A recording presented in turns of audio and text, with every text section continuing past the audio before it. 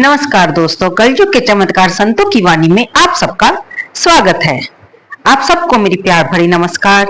भगवान श्री कृष्ण, माँ राधे रानी की कृपा, श्री विष्णु हरि की कृपा आप सब पर बनी रहे, यही मेरे अपने इस चैनल के सभी भक्तों से, सभी सब्सक्राइबर से के लिए भगवान से प्रार्थना है। दोस्तों, चातुर्मास शुरू होने वाला है। भगवान श्री हरि योग निद्रा के लिए जाने वाले हैं, जिसमें वे योग निद्रा में जाएंगे तो जगत का पालनहार का जो कार्यभार होगा वो भगवान शिव संभालेंगे। भगवान विष्णु के शयन के 4 महीने अध्यात्म की दृष्टि से बहुत अधिक फल देने वाले हैं। आपको हमने पिछली वीडियो में देवशयनी काशी के बारे में और चातुर्मास क्या होता है इसके बारे में भी बताया है।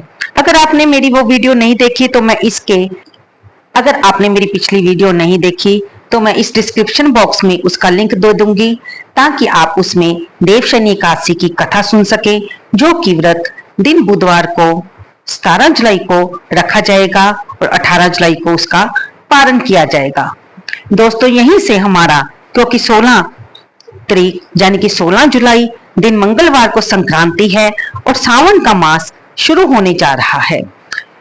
अब पहले तो हम ये जानेंगे कि चातुर्मास होता क्या है, भगवान का सोना क्या होता है, भगवान क्यों सोते हैं, और इस महीने में जो 4 महीने का समय हमें क्या करना चाहिए, क्या नहीं करना चाहिए, ये सब हम इस वीडियो में जानेंगे। हमें चातुर्मास में हम कौन कौन से नियम ले सकते हैं, इसकी जानकारी भी हम इसी वीडियो में लेंगे।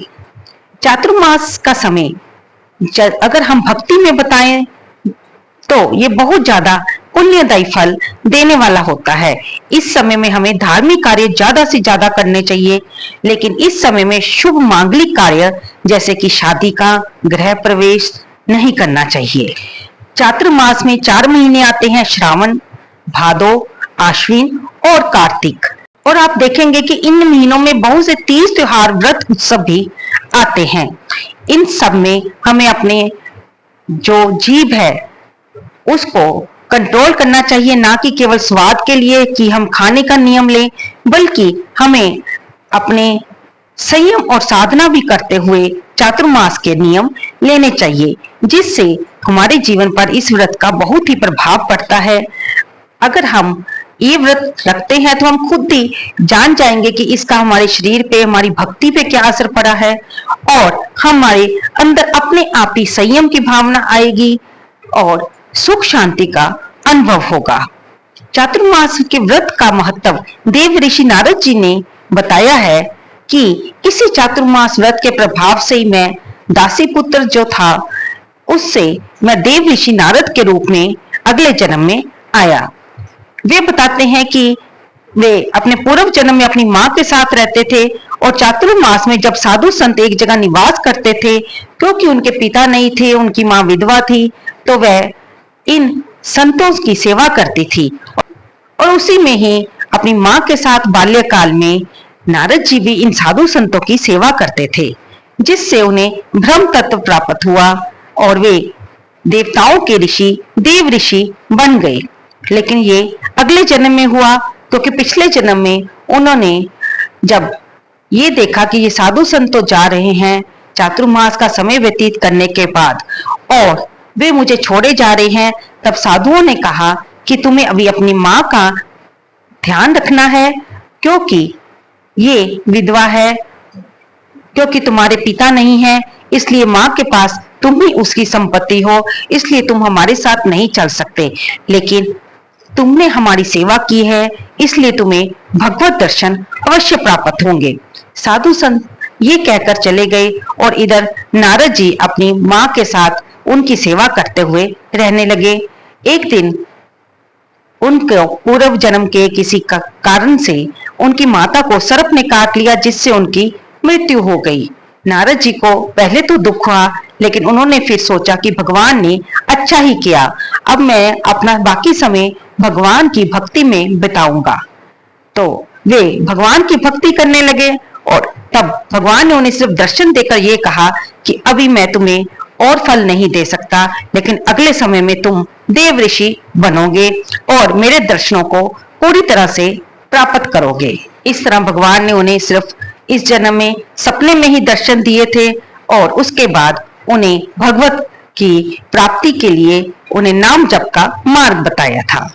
अगले जन्म में उन्हें वीणा दी और नाम जप दिया, जिससे वे हर समय नाम जप करते हुए इधर से उधर भ्रमण करने लगे और हर समय भगवान के दर्शन करते रहते हैं। ये तो आप सभी जानते ही हैं।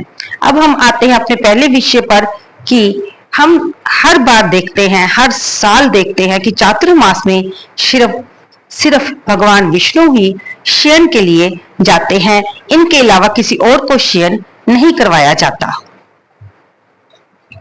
कुछ लोगों के मैसेज ये आते हैं जिन्होंने लड्डू गोपाल की सेवा ली है कि क्या वे लड्डू गोपाल को भी शयन करवा दे। जी नहीं, लड्डू गोपाल को शयन नहीं करवाया जाता। वे तो हमारे घर के एक सदस्य की तरह हम उन्हें पालते हैं, उन्हें प्यार करते हैं, लाड लडाते हैं। और आप खुद ही देखिए कि अगर आप उन्हें शयन करवाएंगे तो ये जो जन्माष्टमी का उत्सव आता है, जिनमें उनका जन्म उत्सव मनाया जाता है, तो क्या आप उसे मना पाएंगे? नहीं ना, ये तो उन्हीं का ही स्पेशल उत्सव होता है ना।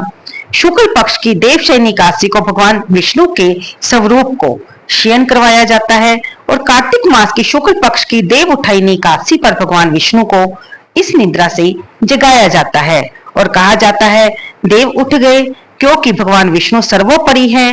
अगर भगवान विष्णु की प्रतिमा हमारे पास नहीं है तो हम सिर्फ उनकी पूजा करते हैं। आप भगवान विष्णु की फोटो पर भी पूजा कर सकते हैं। आप अपने मन में मानसिक रूप से भगवान श्री हरि को देवशयनी एकादशी पर शयन करवाएं और देव उठाइनी एकादशी पर उन्हें योग निद्रा से जगाते हुए उनकी पूजा करें, क्योंकि हम उनके चित्रपट के साथ तो ऐसा नहीं करवा सकते अगर हमारे पास प्रतिमा नहीं है। तो आप चातुर्मास में क्या करना चाहते हैं उसका नियम लें, संकल्प लें और जिस दिन आपने ये चातुर्मास का नियम शुरू करना है, कुछ लोग संक्रांति से कार्तिक मास की संक्रांति तक करते हैं, कुछ लोग एकादशी यानी कि देवशयनी एकादशी से कार्तिक मास की देव उठाइनी एकादशी तक ये नियम लेते हैं और कुछ लोग गुरु पूर्णिमा से कार्तिक मास की पूर्णिमा तक ये नियम लेते हैं। आपने जिस तरह का भी नियम लेना है वह संकल्प के साथ आप इन दिनों में ले सकते हैं। कहते हैं कि जो भी चातुर्मास के व्रत को करता है वह सूर्य के समान कीर्तिमान होकर विमान पर बैठकर विष्णु लोक को जाते हैं। अपनी इच्छा और सामर्थ्य के अनुसार आप कोई भी नियम ले सकते हैं। आप चातुर्मास में सिर्फ एक ही नियम का पालन कर सकते हैं, नहीं तो चारों महीनों में कोई भी अलग अलग नियम ले सकते हैं। जैसे कि सावन में कुछ लोग सिर्फ एक समय भोजन करते हैं और सावन मास में जितने भी सोमवार आते हैं उनका व्रत रखते हैं, या फिर कार्तिक मास में वे सुबह ब्रह्म मुहूर्त में नहाने का नियम लेते हैं, वो भी ठंडे पानी से, क्योंकि उन दिनों में पानी ठंडा होना शुरू हो जाता है, थोड़ा थोड़ा सर्दी का मौसम होने लग जाता है।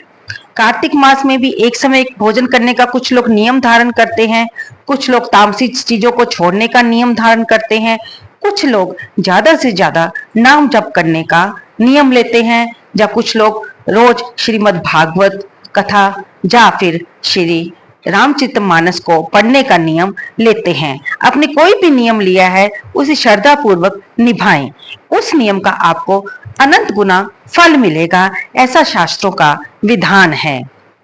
और अगर आप चातुर्मास नहा रहे हैं, यानी कि चारों महीनों में आपने ब्रह्म मुहूर्त में उठकर नहाकर भगवान की पूजा की है, तो इससे अच्छा नियम तो कोई और हो ही नहीं सकता। हम प्याज लहसुन छोड़ने का नियम तो लेते ही हैं, मांस मदिरा तो दूर की बात है। इसके अलावा हम आपको बता दें कि बैंगन, मसूर की दाल, इनका भी इन चातुर्मास के नियम में त्याग करना चाहिए, यही उत्तम होता है। अगर हम एक समय का खाना खाते हैं तो इसे एक भुक्त व्रत कहा जाता है। खाना सुबह या शाम कभी भी एक समय में खाया जा सकता है। खाने में सात्विक ही खाना बनाइए और इन महीनों में जब भी एकादशी होगी तब दशमी और द्वादशी को दिन में सात्विक खाना खाएंगे और एकादशी को तो अन्न खाना ही नहीं है। इस व्रत में आप फल या जूस ले सकते हैं, पर कुछ लोग क्योंकि नमक के बिना नहीं रह सकते इसलिए वे कुट्टू के आटे की रोटी बनाकर खा सकते हैं। और कुछ लोग इस तरह का नियम लेते हैं कि जैसे एक दिन छोड़कर अगले दिन एक समय खाना खाना, जैसे कि आपने सोमवार को पूरे दिन का व्रत किया है और मंगलवार को फिर आप एक समय ही खाना खाएंगे, फिर बुधवार को पूरे दिन का व्रत करेंगे, फिर वीरवार को एक समय खाना खाएंगे। ऐसे भी कुछ लोग भोजन का नियम लेते हैं और कुछ लोग इस तरह से नियम लेते हैं कि बिना मांगे ही भोजन अगर मिल जाए तभी उसे खाएंगे। इसे अचित व्रत कहते हैं। इस व्रत में कुछ भी चीज मांग कर नहीं खाते। आपको जो भी खाने को किसी ने दे दिया, जो भी वो परोस रहा है, आप उससे कुछ नहीं कहेंगे कि एक रोटी और ला दो, या थोड़ा सा नमक ला दो, या पानी ला दो। जो सामने आ जाएगा आप उसे ही खाएंगे। ये भी एक तरह से व्रत होता है। और एक व्रत तो ऐसा आता है, कुछ लोग अभी भी करते हैं, इसमें 3 रात व्रत करते हैं और चौथे दिन खाना खाते हैं, या फिर 5 रात व्रत करते हैं और छठवें दिन खाना खाते हैं। इस तरह के व्रत नियम का वृतांत भी शास्त्रों में मिलता है, लेकिन ये नियम आज के समय में बहुत कड़े होते हैं और इसलिए मुझे नहीं लगता कि इन व्रतों को इस समय कोई करता होगा। कोई संत स्वभाव ही होगा या कोई साधु स्वभाव भी होगा जो इस व्रत को कर पाता होगा। बाकी हमारा उद्देश्य तो इस चातुर्मास में कौन कौन से नियम लिए जा सकते हैं उसके बारे में है, ताकि हम आपको बता सके। लेकिन हमारे शरीरों में अब इतनी जान नहीं है और ऊपर से हमें घर के, समाज के भी सारे काम करने होते हैं, हर जगह जाना होता है। अगर हम गृहस्थ जीवन में हैं, हमें सभी निर्वाह करने होते हैं, जो भी हमारे कर्तव्य हैं धर्म के हिसाब से। इसलिए आपको जो भी नियम अपने घर में रहते हुए ठीक लगता है, आप उस नियम का संकल्प ले सकते हैं।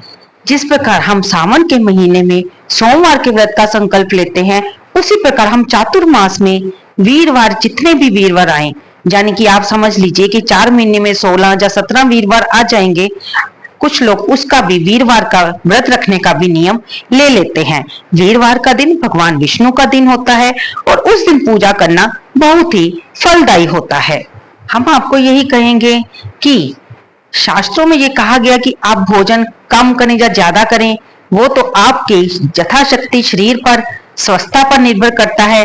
लेकिन आप जैसा भी खाने का संकल्प ले रहे हैं, उसके साथ ज्यादा से ज्यादा भक्ति भी करने की कोशिश कीजिए, तभी वह व्रत पूर्ण माना जाएगा। वही व्रत पूर्ण होता है जब उसमें हम ज्यादा से ज्यादा पूजा की तरफ ध्यान लगाते हैं, किसी की निंदा चुगली से दूर रहते हैं, कलह क्लेश से दूर रहते हैं, घर में शांति बनी रहे, इसके लिए हम प्रयत्नशील रहते हैं। आपने साधु संतों को देखा ही होगा कि किस प्रकार वे चातुर्मास में एक जगह से दूसरी जगह पर किसी तीर्थ में जाकर अपना ये समय ज्यादा से ज्यादा भक्ति में बताते हैं, या फिर कथा सुनने में, या फिर पुराण पढ़ने में लगाते हैं। जैसे कि ब्रिज का वृंदावन, बरसाना, गोवर्धन जी, ब्रज में कहीं भी किसी भी जगह में आप भी जाकर कुछ समय के लिए वहां पर रह सकते हैं। 4 महीने रहना मुश्किल है क्योंकि हम गृहस्थ जीवन में हैं, घर के अन्य काम भी हैं, लेकिन आप कुछ खास दिनों पर वहां पर जाकर पवित्र नदियों में स्नान कर सकते हैं, प्रभु के मंदिरों में जाकर वहां के, उनके स्वरूप के दर्शन कर सकते हैं। आप सूर्योदय से पहले उठकर स्नान करने का और फिर भगवान की पूजा का, सूर्य भगवान को जल अर्पित करने का नियम भी ले सकते हैं। रोज भगवान की परिक्रमा का नियम ले सकते हैं कि रोज मैं विष्णु जी की 4 परिक्रमा करूंगा। आप मंदिर की परिक्रमा का नियम भी ले सकते हैं। ये पूरी तरह आपके ऊपर निर्भर है। कुछ लोग तिल से हवन करने का नियम लेते हैं और कुछ लोग माँ तुलसी की सेवा करने का नियम लेते हैं। उनके आगे घी का सुबह शाम दीपक जलाना और उनकी परिक्रमा करना। और कहीं पर आता है कि कुछ लोग जिन्हें की आलू बहुत पसंद है, वे आलू का त्याग कर देते हैं इन 4 महीनों में, ताकि वे अपनी पसंद की चीजों को छोड़कर अपने संयम पर काबू रख सकें और ज्यादा से ज्यादा प्रभु के नाम का जप कर सकें। कोई कोई मनुष्य किसी खास फल का, जैसे कि आम का त्याग कर देता है। जिसको चावल खाने की बहुत आदत होती है, चावल बहुत पसंद है, वे चावल का त्याग कर दे। तो ये सब चीजें जो कि हमें पसंद है खाने में भी, चाहे वो फ्रूट हो, सब्जी हो, अगर उनमें से हम इन महीनों में किसी 1 महीने में या 4 महीनों के लिए किसी वस्तु को छोड़ दें जो कि हमें पसंद है, ये भी एक तरह से व्रत नियम ही माना जाता है। कुछ लोग इन 4 महीनों में नया वस्त्र ना लेने का नियम लेते हैं, वे भी एक तरह से नियम ही माना जाता है। आप ये नियम भी ले सकते हैं कि मैं रोज सुबह 1 घंटा भजन करूंगी या किसी पुराण के 2 अध्याय पढ़ूंगी। जो गृहस्थ जीवन में है वे इन 4 मास में ब्रह्मचारी व्रत के पालन का नियम भी ले सकते हैं। इससे यशस्वी और लक्ष्मीवान बनते हैं। चातुर्य मास में तेल का त्याग करना भी बहुत अच्छा कहा गया है। शरीर पर तेल नहीं लगाना चाहिए और चातुर्य मास के समापन पर आप तेल का दान करें। रोज नियम से भगवान को धूप दीप अर्पण करने का नियम भी ले सकते हैं। जो मनुष्य इन 4 महीनों में मंदिर में झाड़ू लगाते हैं या मंदिर को धोकर साफ करते हैं या जो मनुष्य देव मंदिरों में रंगीन बेल बूटे बनवाते हैं, उन्हें 7 जन्मों तक ब्राह्मण की योनि मिलती है, ऐसा शास्त्रों में लिखा आता है। इसके अलावा जो भगवान विष्णु को रोज पंचामृत यानी कि दूध, दही, घी, शहद और मिश्री से स्नान कराने का नियम ले सकते हैं, तो इससे भी बहुत ही पुण्यदायी फल की प्राप्ति होती है।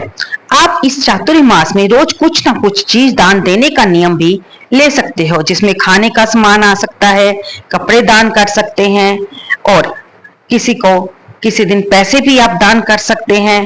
कुछ ठंडा, कुछ भी सब्जी, कुछ भी दान आप कर सकते हैं, क्योंकि इन 4 महीनों का समय काफी लंबा होता है।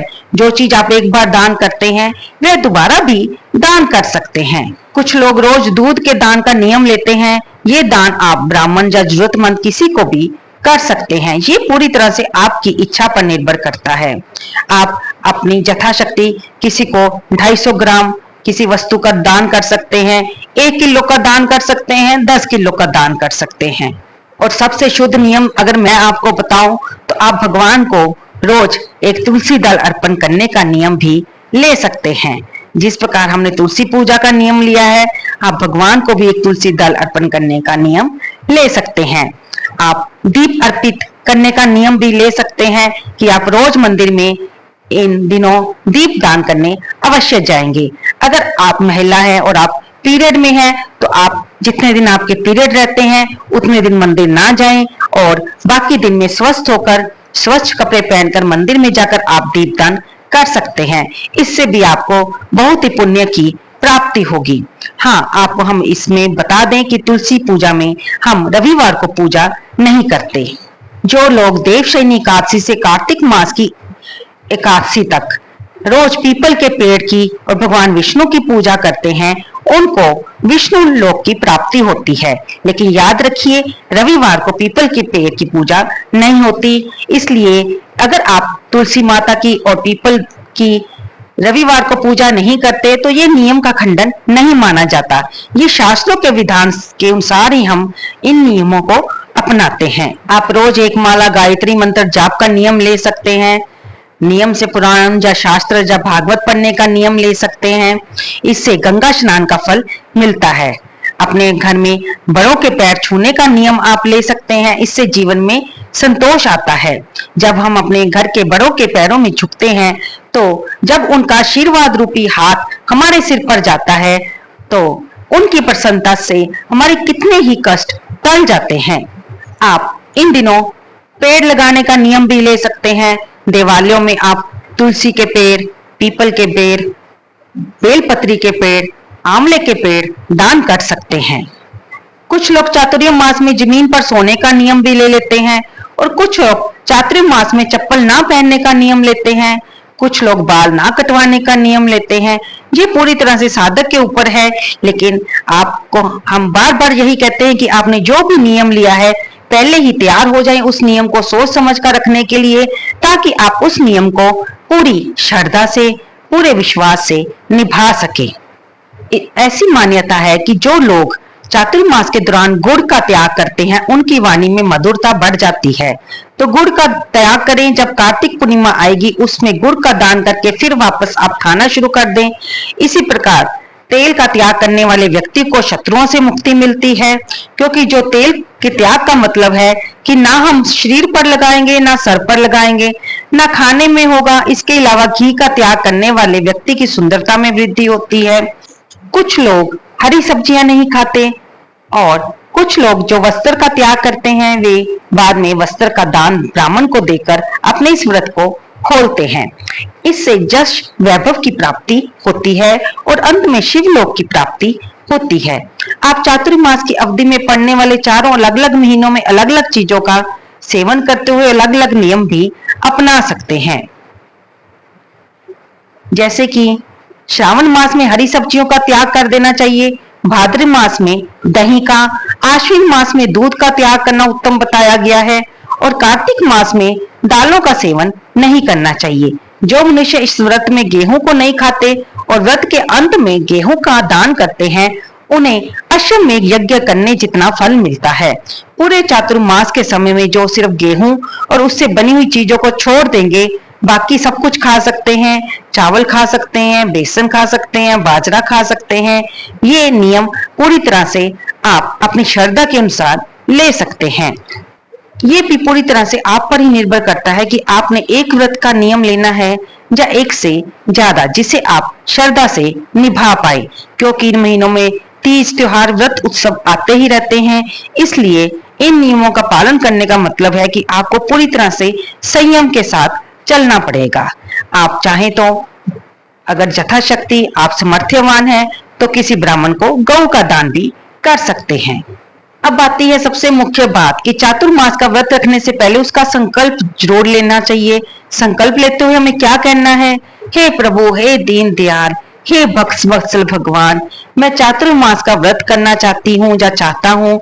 आप मेरे इस व्रत का संकल्प, जो मैंने आपको साक्षी मान लिया है, मेरे ऊपर कृपा रखना ताकि मैं ये व्रत निर्विघ्न रख सकूं और इस व्रत के दौरान अगर मेरी मृत्यु हो जाए तो भी आपकी कृपा से मेरा ये चातुर्मास का व्रत पूर्ण माना जाए। चातुर्मास के इन 4 महीनों में ओम नमो नारायणाय नमः इस मंत्र का जाप या फिर ओम नमो भगवते वासुदेवाय मंत्र का जाप उत्तम बताया गया है। तो दोस्तों, 16 जुलाई से श्रावण मास शुरू होने वाला है। संक्रांति से भगवान सूर्य नारायण अपनी राशि बदलेंगे और हम चातुर्मास में प्रवेश कर जाएंगे। श्रावण में भगवान शिव की पूजा करेंगे। सावन में रोज शिवलिंग पर बेलपत्री और जल अर्पित करेंगे। इसके अलावा घर की मुश्किलों को मिटाने के लिए श्रावण महीने में आप रुद्र अभिषेक भी करवा सकते हैं, जिससे जीवन में शांति मिलती है, सभी तरह की बाधा खत्म होती है। विवाहिक जीवन में सुख, शांति और प्रेम के लिए आप भगवान शिव और पार्वती जी की एक साथ पूजा करें। भादों में हम भगवान कृष्ण की आराधना करेंगे और उनके साथ हमारी राधा रानी का प्राकट्य उत्सव भी यानी कि राधा अष्टमी भी आती है और उनकी भी हम आराधना करेंगे। संतान प्राप्ति और संतान उन्नति के लिए इस महीने में भगवान कृष्ण की आराधना करने से आपको उत्तम संतान की प्राप्ति होगी। पूजा करें भगवान कृष्ण की जन्माष्टमी उत्सव पर और उसके बाद राधा अष्टमी उत्सव पर। फिर आश्विन मास में भगवान गणपति जी और माँ दुर्गा की उपासना करें। आश्विन मास को शक्ति प्राप्ति का महीना कहा गया है। इस महीने में माँ दुर्गा की उपासना के साथ पितृ शांति क्रम भी किए जाते हैं, यानी कि पितृ श्राद्ध आते हैं। फिर माँ दुर्गा की उपासना लाल फूलों से करें, लाल चंदन का तिलक लगाएं। आश्विन शुक्ल पक्ष में रोज दुर्गा सप्तमी का पाठ करने से बहुत लाभ मिलता है। मुकदमे और विवादों से छुटकारे के लिए पूरे महीने देवी के 32 नामों का पाठ कर सकते हैं। फिर कार्तिक मास आएगा जिसमें हम भगवान विष्णु और माँ लक्ष्मी की आराधना करेंगे, जिनसे धन की कमी दूर हो जाती है। इसी मास में दुशहरा, धनतेरस, दीपावली पवित्र त्योहार आते हैं और इसी फिर महीने में जब कार्तिक पूर्णिमा आती है तो हमारे चातुर्मास नियम का भी समाप्ति का दिन आ जाता है, जिसमें हम उससे अगले दिन ब्राह्मण को यथाशक्ति अपने व्रत के हिसाब से दान देकर अपने व्रत को खोलते हैं। 4 महीने में गलती से भी भूल के साथ किसी की निंदा मत करें और किसी के साथ अपशब्द ना कहें, झूठ ना बोलें, क्योंकि ये संसारी जीवन है, हमें कई बार बोलना पड़ता है, लेकिन हो सके तो ज्यादा से ज्यादा इन बातों से बचें, क्योंकि इससे घर में वैभव की समाप्ति होती है, जीवन में नीरसता आती है, माँ लक्ष्मी रुष्ट हो जाती है। तो दोस्तों, ये थी सारी डिटेल चातुर्मास के नियमों के बारे में, जिनको अपनाने से आपको मृत्यु के बाद स्वर्ग की, वैकुंठ धाम की, गोलोक की प्राप्ति होती है, आपके वंश में वृद्धि होती है। और आप इसके अलावा जाते जाते हम आपको ये भी बता दें कि आप इन महीनों में दूध, दही और नमक का त्याग भी कर सकते हैं। उम्मीद करती हूँ ये वीडियो आपको पसंद आई होगी और इसे लाइक करना, शेयर करना और कमेंट करना बिल्कुल ना भूलें। आप हमारी वीडियो को सुनने में अपना जो कीमती समय लगाते हैं उससे हमारा मनोबल बढ़ता है। इसके साथ साथ जब आप वीडियो सुनते हैं तो इसे लाइक अवश्य कर दिया कीजिए। धन्यवाद दोस्तों।